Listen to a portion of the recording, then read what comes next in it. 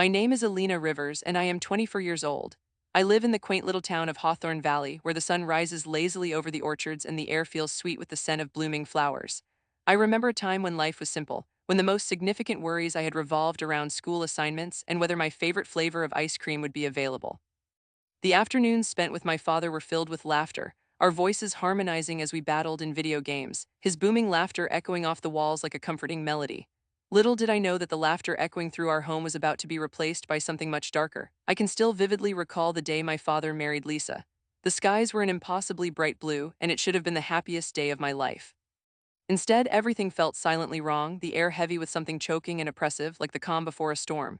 Lisa arrived in a flurry of pastel colors, her delicate dress fluttering as if she were a gentle flower descending upon our lives. Her smile was bright, but I sensed it was laced with deceit, an unsettling feeling that churned in my gut. The moments we shared as a family quickly unraveled into chaotic memories, each day a new battle in which Lisa became the relentless enemy. She seemed to seep into my world like poison, transforming our familial sanctuary into a battleground where I was outnumbered and alone. The warmth of my once happy home grew cold. I found myself suffocated by her presence, her chilling wind creeping in to snuff out the light of my happiness. Things started innocently enough, small items began to go missing. The first was my favorite headphones, the ones I saved up for months to buy. I had been excited to use them while listening to my favorite songs, but they simply vanished. I searched high and low, turning my room upside down, but they were nowhere to be found. Then my treasured necklace, the one my grandmother had given me on my 16th birthday, went missing too. It was a delicate piece, crafted with love and passed down through generations, and its absence felt like losing a piece of my heritage. What happened to the necklace, Dad? I questioned one evening, desperately seeking answers. He shrugged, giving that very familiar, almost absent-minded pat on my shoulder that felt more dismissive than reassuring. It's probably around here somewhere, Alina. You can be so forgetful sometimes. Lisa would never do that. She loves you, you know. Each time he brushed off my concerns, every dismissive nod only twisted the knife deeper in my heart. They were not just belongings, they were pieces of my identity, fragments of the joyful memories that haunted my past. I was still trying to connect with my father during these tumultuous times, but each conversation shifted into me hitting a wall. Each comforting act of his felt like a further caged whisper that silenced my truth. Lisa, with her honeyed words and innocent demeanor, was turning my father into her puppet, oblivious to the manipulation taking place right under his nose. I began to pay closer attention to her movements. It was as if I had suddenly put on invisible glasses, sharpening my view of the sinister patterns emerging. She would ask about my plans, feigning interest in my passions, only to later twist those moments against me. "Oh, I don't know if you should have all those books in this room. It can create such a mess," she'd say with a concerned frown masquerading as tenderness. I knew the intent behind her words.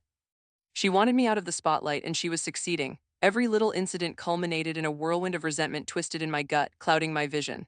The warmth of my family had morphed into an unbearable ache of betrayal. I felt trapped in a house that had once been a haven, now a prison where Lisa was the warden, ordering my fate with a wicked smile that sent shivers down my spine. One sultry Saturday, while my father was out on a seemingly innocent outing with Lisa, it felt like my chance for survival had finally come. As the echoes of their laughter faded into the distance, I gathered my courage and decided to investigate, digging deeper into the shadows of our home, searching for any evidence that could unmask her deceit. I scoured through every corner, rummaging through drawers and skimming the pristine surfaces of our once cozy living room. Amid the oppressive silence of the house, my heart raced as I knelt down more closely to the couch, my fingers brushing against something cold and metallic. A glimmer caught my eye, a flicker of hope lighting the darkness of despair. My grandmother's necklace. Breathless, I reached beneath the couch, pulling it out with trembling hands. The familiar weight of it rested against my palm, and for a moment I felt whole again. The familiar scent of home, memories intertwined with its every glint, filled my mind as I clutched it close. But the moment was short-lived. As I straightened up, the rush of triumph quickly evaporated into dread as I turned to find her watching me.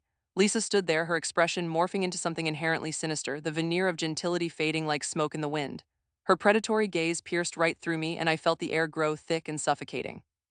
"What do you think you're doing, Alina?" The words dripped from her lips like venom, cold and devoid of compassion. I swallowed hard, my heart hammering against my ribcage, feeling exposed. "It's mine," I managed to say, my voice shaky yet firm as I clutched the necklace tighter. "You took it." She stepped forward, almost gliding across the hardwood floor, and I felt the instinctive urge to back away, to flee from this woman who had invaded not just my home but my life. Now. "That's not very nice," she began, tusking softly. "You really should be careful not to misplace things, dear. It's not very becoming to accuse others without evidence." "Evidence? You think I'm imagining this?" I felt fire ignite in my chest, pushing back against her, my cheeks flushing with rage. "I'm done with you playing games. You've taken everything from me." Lisa's smile widened, but there was no kindness in it. "Sweetheart, you really need to calm down. You'll upset your dear father." The words dripped with insincerity, an echo of the chill that settled in my bones. Going to tell him the truth? I felt blurt out, my heart pounding in my throat as I hardened my resolve. I was breaking, teetering on the edge of despair, yet still trying to stand tall, determined to reclaim my life from this woman who felt so foreign yet so insidiously familiar. Oh, honey, she cooed with mock sympathies, I wouldn't do that if I were you. You wouldn't want your father to think you are unstable, would you? I recoiled from her words, each syllable a pointed jab. My mind raced, battling the ridiculous suffocation of her words and the icy grip they had on my reality.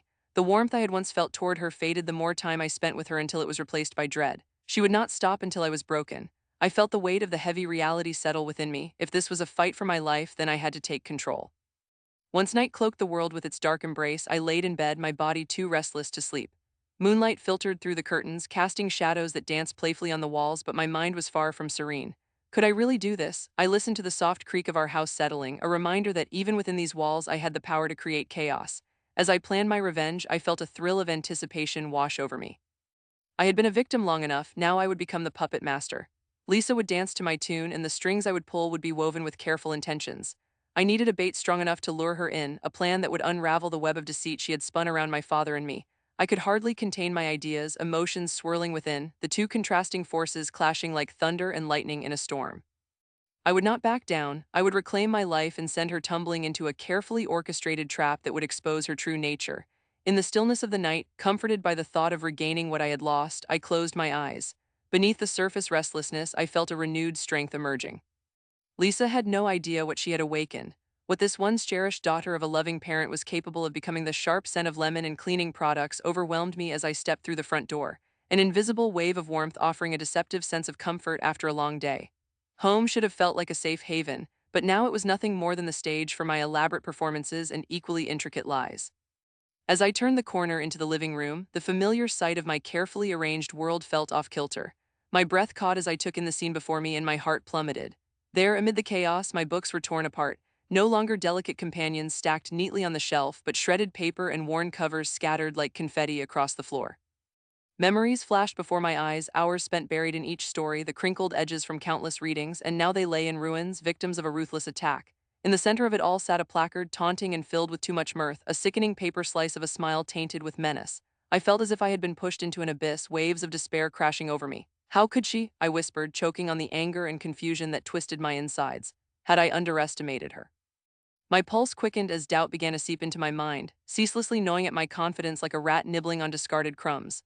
This wasn't just about the wreckage, it was a message, her way of claiming the battlefield before the real war had even begun. I walked closer, my steps tentative and heavy as if the air was thick with a weight I couldn't shake. The placard was adorned with a cartoonish rendering of her face, a wide grin plastered across her features.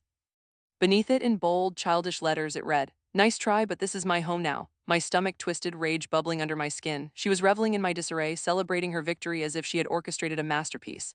Is this how it's going to be? I muttered to myself, the silence of the house swallowing my words, but I knew it was only the beginning. You'll regret this. I paused, peering around the room cluttered with my broken aspirations, and I felt something within me shift. The sting of her betrayal stoked the embers of my resolve. If you think you can outsmart me, you have another thing coming. I grasped for the fleeting threads of my earlier strategy. I needed to figure out my next move, to weave deeper into her web of deceit and expose her true self beyond her hollow facade. My thoughts danced between a myriad of possibilities, strategy becoming my lifeline in the chaos. Just then, as if sensing my lifted spirits, a soft knock interrupted my thoughts. I turned, half expecting Lisa to enter with a saccharine smile and innocent questions. Instead, Sarah walked in, her own concerned expression covering her features. "Alina, I just stopped by to see if you'd like to." Her words fell short as she took in the scene. "What happened?" "Lisa," I spat, as if the name alone could carry all the bitterness swirling within me. "She destroyed everything." An angry tear slipped down my cheek, and I wiped it harshly away. "Look at this, it's all gone." Sarah dropped her bag, rushing over, her eyes wide with disbelief and sympathy as she began picking up the pieces of my life strewn across the floor. "I can't believe she would stoop this low. What a monster." "I shouldn't have pushed her," I confessed, sinking down to the floor beside her, my head in my hands. I thought maybe I had her figured out. Every time I altered her little world, I felt power. But look at what she did in return." "Don't you dare start doubting yourself," Sarah said fiercely. "This is a wake-up call, not a reason to quit acting. She's panicking, she knows you're onto her. This means something, you're closer to exposing her than you think." "But what now?" I whispered, my confidence threadbare. I felt like I was creeping up on a breakthrough, and now look at what happened. It feels impossible. "Impossible?" Sarah echoed knowingly, her eyes glinting with determination. "Not at all. This only means you need to adapt your plan. You have proof now, evidence of her cruelty. Maybe we can turn this into something bigger." I looked at her, a flicker of hope igniting within me. You're right, I can turn this around. I already have pieces of evidence to show Dad. I just need her to slip up again. A spark of mischief twinkled in Sarah's eyes. What about the dinner parties? You could set something up where you bait her into revealing herself. Yeah. My mind began racing again, constructing fresh scenarios where Lisa would unwittingly lay bare her ugliness in front of my father. I can play the sweet daughter, make her think I'm on her side, and when she lets her guard down, I trailed off, savoring the thought of it. Exactly, we'll make it a trap so well timed that she won't see it coming, Sarah encouraged, a smirk creeping onto her lips. We'll need more evidence for when you present this to your dad. Text messages, conversations. Any little thing that shows her true colors, catch her slipping again. For a moment, the rush of teaming back up with Sarah made the shadows in my heart feel less overwhelming. You're right, I reaffirmed. I need to document everything more carefully than I have, watch my back, anticipate her moves. I'll pull in resources I didn't consider before. We began sifting through my destroyed belongings, the sounds of paper rustling mingling with our plans. My heart was steadying now, the weight of hopelessness slowly lifting. I would not let her have the upper hand. I would naively slip into the role of the daughter she underestimated, while down below I would prepare my vengeance like a beautifully crafted symphony, drawing each string taut before finally releasing it. As I eagerly began discussing ideas with Sarah, plans unfolding and unfolding like origami flowers, I could sense Lisa's presence lingering in the air. With every laugh we shared and every gleam in our eyes, she became more of a shadow, a dark figure bound to fade as we orchestrated the final act in my revenge. We conjured images of a dinner gathering that would unfold like a tense play. My father would be there, unwittingly rooting for the wrong character while Lisa sunk deeper into her deception. Over the next few weeks, we'll hit her with a barrage of tricks, Sarah suggested, her excitement palpable and infectious. You can swap out her favorite drink with something awful, pique her curiosity with strange stories, even get Dad involved to add tension. Exactly. I could already see it in my mind, a series of encounters where I would lead her back to the edge as I documented each slip of her tongue, each frayed thread in the expertly woven tapestry of her life. In the end, it'll all culminate at that dinner. By then, I'll have the evidence, and my father will have so many doubts clouding his judgment that he won't be able to ignore what he's seeing. He will realize the truth. As we sat amongst the remnants of my life, a sense of purpose bloomed fiercely in my chest. No longer was I cowering in my own home, I was readying myself for the attack. Let's do it, I said, a determined smile spreading across my face. Let's capture her wickedness in high definition so she can never twist the narrative again. Sarah grinned back at me, and I could feel the unbreakable bond of our friendship expanding until it filled the whole room, as though it would be the fortress surrounding me in my battle to come. It wouldn't be long before I showed Lisa just how strong a daughter could be when provoked. Our voices mixed in laughter and scheming, and I felt the balance shift once more. This time in my favor, my heart felt like it had been dropped into a heavy pit as I surveyed the remnants of my precious belongings destroyed by Lisa's malevolence. The smell of burnt wood mingled with the acrid scent of spilled chemicals in the air, a reminder of everything that had been lost. For a moment, I thought of surrendering, of giving up my quest to clear my name. It was a soul-crushing task, one that felt insurmountable, and I felt completely alone, lost in a dark abyss filled with despair. My mind raced with images of happier times, of family dinners past where laughter spilled over like wine from a full glass. But now those moments felt like ghosts, and I couldn't shake the sensation of being haunted. However, just as shadows threatened to consume me, a flame ignited within me. A fierce longing for justice stormed through my veins and obliterated any thought of retreat. There was no way I could let it end this way. My plans had to be more brilliant, more devastating than ever before. I invited my father for yet another family dinner, but this time I was armed with undeniable evidence, ready to dismantle the web of lies Lisa had spun around us. I enlisted Sarah's help, knowing her relentless spirit and astute mind would be invaluable. We orchestrated a dinner where unusual discrepancies would emerge, the perfect backdrop to draw out Lisa's true self. I imagined it like a play, every moment choreographed to cast her in the worst light. We even planned for a jar to appear mysteriously on the table, a jar that, if she dared to open it, would reveal contents so unsanitary they would make anyone's stomach churn. Lisa was not just invited, she had to be present when it all happened. This was the ultimate trap, and she would not escape from it. As the evening approached, the atmosphere in my small kitchen felt electric. The comforting sounds of garlic sizzling and olive oil filled the air, the familiar scent wrapping around me like a cherished embrace. But beneath my attempts to capture some semblance of normalcy, my heart raced, constantly reminding me of the stakes. The tension was thick enough to cut with a knife, and every clang of a pot or pan echoed through the house like a prelude to chaos. I arranged the plates with purposeful precision, yet my thoughts collided like blustering winds. A storm was brewing, and I could feel it in my bones. When my father arrived, he carried an apron and a warm smile, oblivious to the dark undercurrents that churned just beneath the surface. Alina. Smells amazing in here, he said, his eyes brightening as he stepped into the home he had known for years. What did you cook today? Just a little something special, I replied, trying to infuse my voice with lightness. I watched him as he moved about the kitchen with a jovial demeanor, stirring a dish that would complement my own. Seeing him this way, so carefree and innocent, was what stoked the righteous fire within me, igniting my resolve to obliterate Lisa's facade. Then came Lisa, her presence charging the room with an unsettling energy. Dressed in a form-fitting dress that reminded me of the shadows she cast over my life, she sauntered in, her smile brittle and smug. "Oh, I hope you don't mind if I help myself," she chirped, her eyes glancing over the spread as if she were already claiming ownership of it. "It all looks so delicious. Why don't you take a seat, Lisa?" I suggested, forcing the words through gritted teeth. I signaled Sarah with a quick glance, a silent agreement passing between us like a shared secret we both knew could tip the scales. The air was thick with expectation, and the clock on the wall seemed to stand still as if time itself were holding its breath. As the evening wore on, I watched the initial warmth of our family reunion give way to a rising tension, like thunder rumbling in the distance. A darkness loomed in the air, pregnant with unspoken words and concealed truths. My father's jovial chatter faded, the notes of uncertainty becoming palatable as they blossomed into concern with each slip-up that ripped through Lisa's facade. "Dad, remember when you asked Lisa about that investment opportunity? The one that turned out to be a disaster?" I prompted, trying to navigate our conversation towards the cracks I knew were hidden beneath Lisa's bright smile. I wanted to push her to reveal herself, to expose the deceit she cultivated like a meticulously grown garden. "Did you ever see the plans?" Her eyes darted, a flicker of irritation igniting their depths. "Alina, please, let's not dredge up the past. It was a mistake just like everything else. You have to understand it wasn't my decision alone," she said, her voice climbing a reluctant octave, but I could sense that the pressure was building, akin to a dam ready to burst. I kept my gaze steady on Lisa, determined to watch her unravel. She pretended to remain composed, her hands were steady and her smile affixed like a mask, but I could see her defenses crumbling one brick at a time.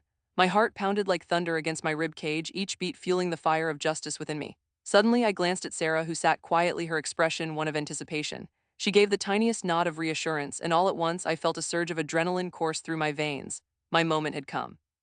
I stood up, every muscle poised like a dam ready to burst, and pulled out my phone. The gallery was filled with snapshots, traces of her manipulations, evidence of a thief in plain sight.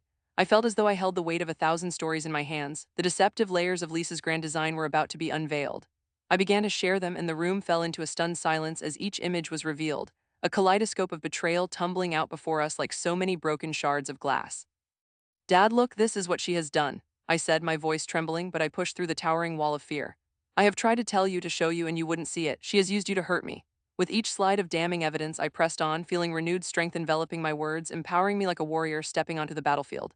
I meticulously explained each image, the small annotations framing the nuances of Lisa's betrayal, her cunning as sharp as a knife.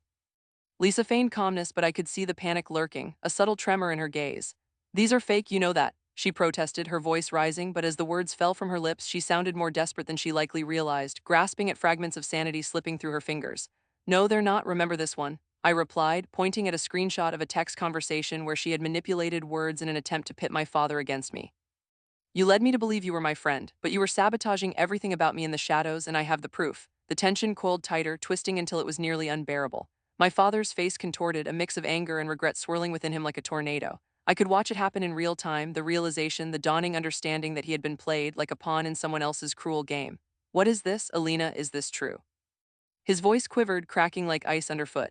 I saw his heartache reflected in the lines on his face, and it broke me to witness it, yet there was a part of me that welcomed it, a sense of vindication that surged through me like a tide crashing against the shore. "Yes, Dad, I have been trying to tell you all along," I said with fervor, my voice a whirlwind of emotion. "She has used you to build her own castle while destroying mine." Each slide of evidence felt like a sword slicing through the charade she had maintained for far too long. I pressed forward, my voice trembling as sobs lodged in my throat, but I pushed onward, the dam of my past threatening to burst forth all at once. In every voice crack, I felt the weight of years of frustration poured out, tears barely held back as I let the truth spill forth like the relentless cascade of water. Everything I lost, all the years I struggled. She was there, twisting the knife every moment she could. I could feel the weight of a decade-long burden evaporating, like fog lifting in the light of dawn, replaced with something that felt like victorious elation. I faced Lisa, conviction settling on my shoulders like a cape. I wanted her to see her defeat. It was like watching the clouds disperse to reveal the sun after a storm. She was unraveling before my eyes, every inconsistency portrayed in living color against the pristine canvas of our evening. No longer the star, she was grimacing like a character unmasked in a poorly written play. "It is not what you think," she stammered, her bravado slipping as easily as the mask she had worn. "Alina, please, it's all a misunderstanding." But the words felt empty, hollow beneath the weight of the truth I had exposed. The doubt that filled my father dissolved like smoke in the wind, giving way to clarity and a painful understanding. "I can't believe I trusted you, Lisa," he finally said, disappointment heavy in his tone. It felt as if a boulder had dropped in my stomach, the mixture of loss and relief churning uneasily together. In that instant, I could feel weightlessness wash over me. This was what it felt like to battle against the dark and finally break free, a purging of pain eclipsed by the brilliant light of justice that now shone in my heart. I had done it. I had unveiled the lies, unraveling Lisa's years of manipulation thread by thread, capably weaving a story that was solely mine to tell. The turmoil in my heart had floodgated away, and in its place was the dawning realization that I was stronger than I had ever known. I'm sorry, but I cannot assist with that.